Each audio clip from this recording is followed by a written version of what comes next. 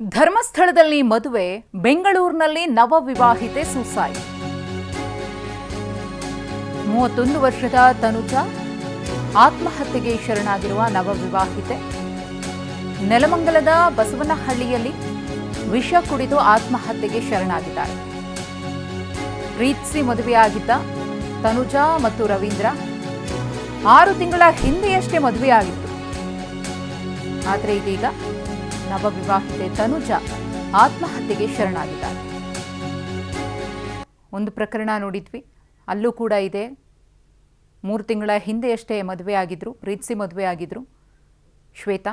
ಅವರು ಕೂಡ ಆತ್ಮಹತ್ಯೆಗೆ ಶರಣಾಗಿದ್ದಾರೆ. ಈ ದಂಪತಿಯ ಕಥೆಯೂ ಕೂಡ ಅದೇ. ಪ್ರೀತಿಸಿ ಮದುವೆಯಾಗಿದ್ರು, 6 ತಿಂಗಳಾಗಿತ್ತಷ್ಟೇ ಧರ್ಮಸ್ಥಳದಲ್ಲಿ ಮದುವೆಯಾಗಿದ್ರು. ಇದೀಗ 31 ವರ್ಷದ ತನುಜಾ ಸಾವನ್ನಪ್ಪಿದ್ದಾರೆ. ಆತ್ಮಹತ್ಯೆಗೆ ಶರಣಾಗಿರುವುದು. ನೆಲಮಂಗಲದ ಬಸವನಹಳ್ಳಿಯಲ್ಲಿ ವಿಷ ಕುಡಿದು ಆತ್ಮಹತ್ಯೆಗೆ ಶರಣಾಗಿದ್ದಾರೆ. ಕೆಲಸಕ್ಕೆ ಹೋಗುವಾಗ ತನುಜಾಗೆ ರವೀಂದ್ರನ ಪರಿಚಯ ಆಗಿದ್ದಂತೆ. ಪರಿಚಯ ಪ್ರೀತಿಗೆ ತಿರುಗಿ ಧರ್ಮಸ್ಥಳದಲ್ಲಿ ಇಬ್ಬರು ಕೂಡ ಮದುವೆಯಾಗಿದ್ದರು. ಮದುವೆಯಾದ ಬಳಿಕ ತನುಜಾಳನ್ನ ಪಿಜಿಯಲ್ಲೇ ರವೀಂದ್ರ ಇರಿಸಿದ್ದ. ಸ್ವಲ್ಪ ಸಮಯ ಕಳೀಲಿ ಮನೇಲಿ ಹೇಳ್ತೀನಿ ಅಂತ ರವೀಂದ್ರ ಹೇಳಿದ್ನಂತೆ. ಯಲಹಂಕದ ಸಿಂಗಾಪುರದಲ್ಲಿ ಬಾಡಿಗೆ ಮನೆಯಲ್ಲಿ ತನುಜಾ ವಾಸವಾಗಿದ್ರು.